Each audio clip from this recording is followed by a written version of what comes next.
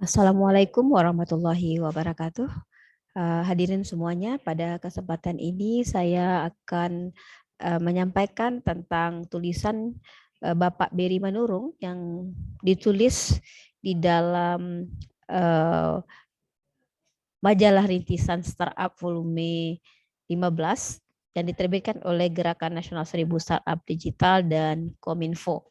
Buku ini sudah dikirimkan juga kepada komunitas kami, komunitas Startup Indonesia, Samusan Entrepreneur Community Indonesia. Izinkan kami menyampaikan isi dari tulisan Bapak Beri Manurung mengenai 3 taktik perusahaan rintisan tetap survive di tengah pandemi, yang kami kasih judulnya di sini 3 taktik founder startup survive di masa pandemi. Adapun 3 taktik tersebut yaitu pertama, founder startup perlu menjadi penulis baik daring dan cetak, dan kemudian founder startup perlu menjadi pembicara baik di online dan offline, serta founder startup perlu menjadi volunteers. Ini saatnya juga bergerak menjadi volunteers. Hadirin semuanya, situasi sulit pandemi yang membatasi ruang gerak fisik tentu saja harus disiasati para founder startups saat ini dengan lebih cerdik. Apalagi jika dikaitkan dengan aktivitas pemasaran. Kita harus tajam melihat kesempatan. Ini berarti kita memiliki karakter yang terbuka dan menemukan solusi efisien yang dapat diterapkan agar perusahaan selalu eksis. Apalagi bagi perusahaan yang baru berdiri, tentu membutuhkan upaya ekstra agar tetap survive. Anda hanya membutuhkan keberanian dan tekad mencobanya. Paling tidak ada 3 taktik bagaimana seorang founder dapat terus eksis mengenalkan brand perusahaan sekaligus membangun personal brand agar nantinya bisa menjadi intangible asset perusahaan pasca pandemi. Baiklah, berikut penjelasan 3 taktik yang dapat dengan mudah para founder laksanakan sekaligus memperluas koneksi berdasarkan tulisan Bapak Beri Manurung di majalah Rintisan volume 15. Yang pertama, Anda perlu menulis di media daring dan cetak. Menulis merupakan aktivitas intelektual. Dengan menulis, pembaca akan tahu gagasan besar yang kita sampaikan. Apakah gagasan itu masuk akal, inspiratif, atau malah menjadi terbosan bagi pembacanya. Selain itu, menulis secara tidak langsung akan memperkuat personal branding. Mengapa? Karena menulis membutuhkan analisis dalam menuangkan pikiran.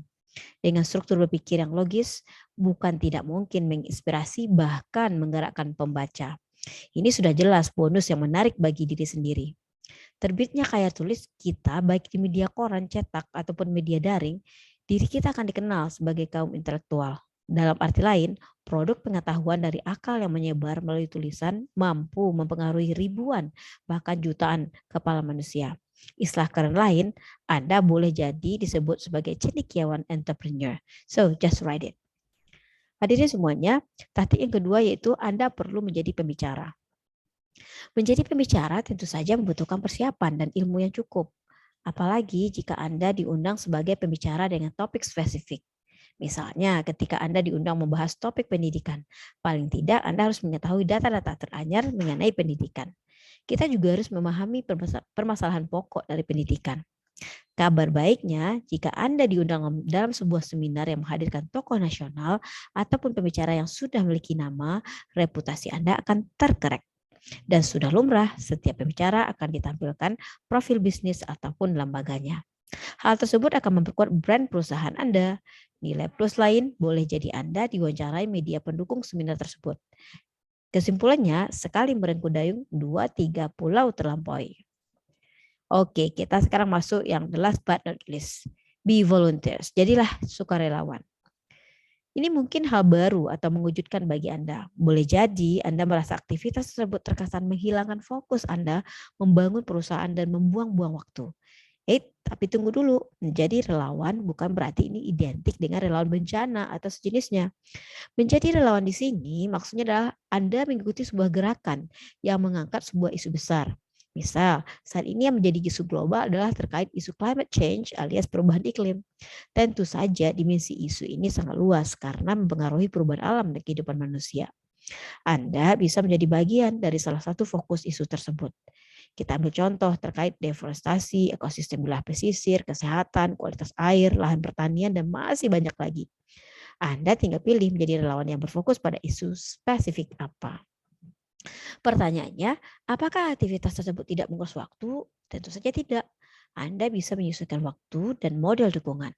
Mungkin cukup dengan menjadi fasilitator sebuah acara seminar atau pertemuan tingkat lokal. Konklusinya, Anda memahami isu tersebut dan mengenalkan program dari isu yang diangkat.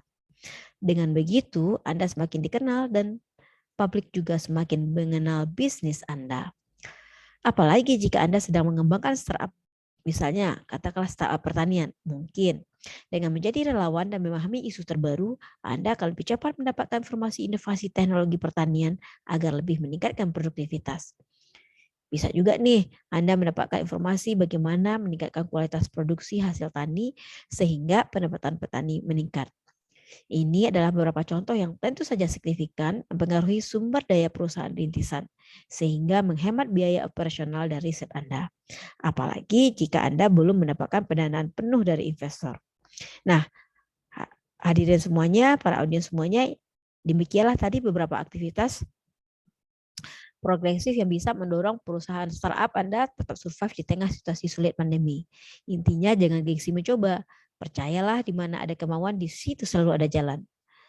Nah, demikianlah yang dapat kami sampaikan dari isi tulisan Bapak Peri Manurung yang diterbitkan dalam majalah Rintisan volume 15 yang kami terima yang di komunitas sosial digital yang bergerak di bidang entrepreneur yaitu komunitas Starcom Indonesia, Star Munsan Edupreneur Community Indonesia. Terima kasih banyak kami ucapkan kepada Gerakan Nasional Seribu Startup Digital dan Kominfo yang telah mengirimi komunitas kami setiap bulannya secara reguler majalah Rintisan. Sebagai ucapan terima kasih kami dan rasa bangga kami tampilkan salah satu hasil bacaan kami di channel ini. Terima kasih sudah mendengarkannya, semoga bermanfaat. Assalamualaikum warahmatullahi wabarakatuh.